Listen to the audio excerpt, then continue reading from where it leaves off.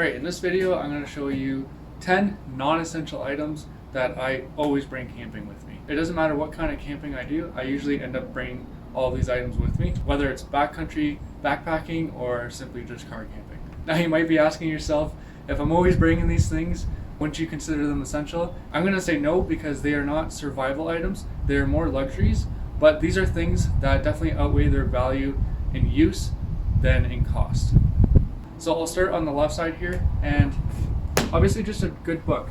I like to bring a good book with me, and big disclaimer, I actually don't read a lot, and most of these books I haven't started reading yet. When I go out in the bush and I find myself on a slow rainy day, it is always nice to have a book just to pass the time and to hang out.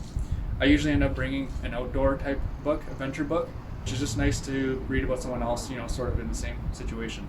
I usually just end up bringing one single book, and that is enough for me. The next thing is hot chocolate. Now, I can't say enough how nice it is to have hot chocolate while you're out in the bush. It is something that takes absolutely no space, and it's great to have as a dessert after dinner, or just a nice comfort drink before going to bed at night. To hold that nice warm drink, I like to bring an insulated mug. I used to always bring a stainless steel camping mug, but I found, especially in Northern Ontario in my climate, where I'm camping in zones where the temperature is usually pretty mild to cold, any hot beverage will lose its warmth really quickly. Now I just opt to bring a nice high quality insulated mug. I can't say enough about the Yeti. It's definitely worth every penny. They are expensive, but they are worth it. I still find myself burning my mouth after 10 minutes of waiting for my drink to cool down. An extra dry bag. These things are amazing. This is the Woods 20-liter bag, and what I love about them is that they have a valve at the bottom so you can expel any liquid or air when you're packing it down. And it's always good to have an extra one. It takes up no room. I like to use this to fill with any additional gear that I might have, my dirty laundry for example, or I'll fill this with water and put it in the front of my canoe if I'm solo, just to keep the nose of the canoe trimmed in the water. Insulated work gloves. These things have paid themselves off. I think they were like $4 or $5 at Princess Auto. I love these things. I use them for everything. They're good work gloves when processing firewood, but also I don't have pot grabbers or any of that. I simply just grab my pot out of the fire pit, or anything I have to deal with the fire, I just wear these gloves, and I've been completely fine with them. They're awesome, and in colder climates, I'll even wear them to keep my hands warm.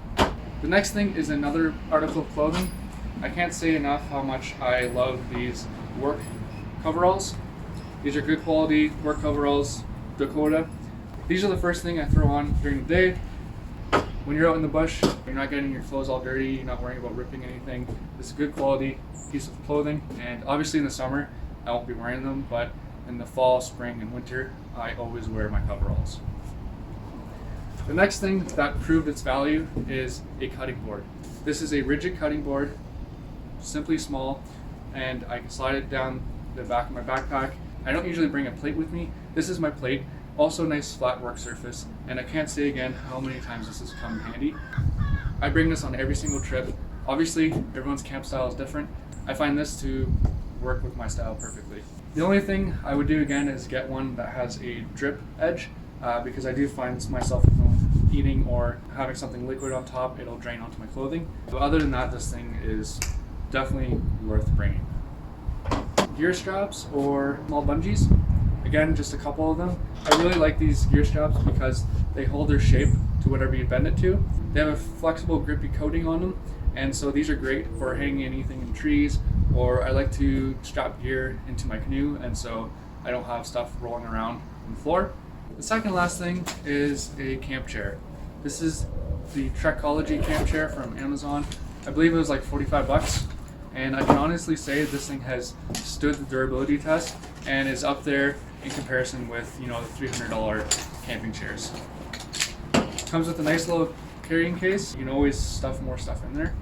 And simply it just has a aluminum foil frame that you flip up, like so. And then the canvas, the seating surface, you just put onto the base, and there you have it. You have a nice camp chair for wherever you end up. And I find myself always bringing this camp chair because most campsites I can't find a good spot to sit. Keeps you up off the ground, especially if it's wet. And again, this thing has stood the durability test. One recommendation is if you're not going to be sitting in it, don't leave it by the fire because it will fall in the fire and start burning, as you can see here.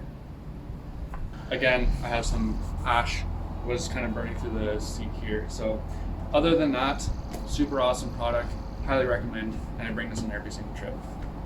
All right, the last thing I bring with me is an extra tarp.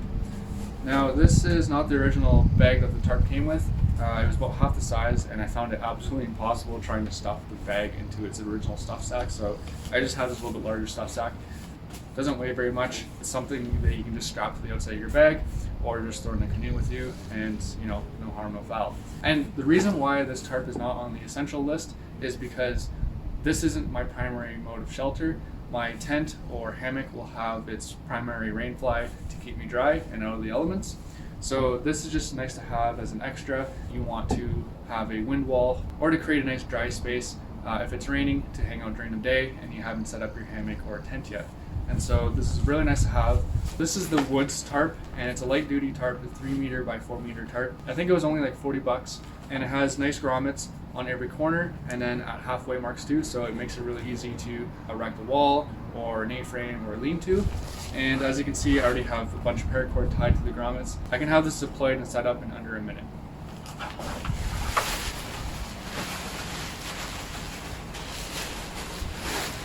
So that is the 10 non-essential items that I usually bring out camping with me. Obviously everyone's camping style is different. I just found that these 10 items are things that have definitely proven their value and I will always bring out with me, but they're not survival tools, so they're not considered essential. If you have different items that you bring with you that you consider non-essential, but you have to bring them with you, leave them in the comments because I'm very interested in seeing what works for you.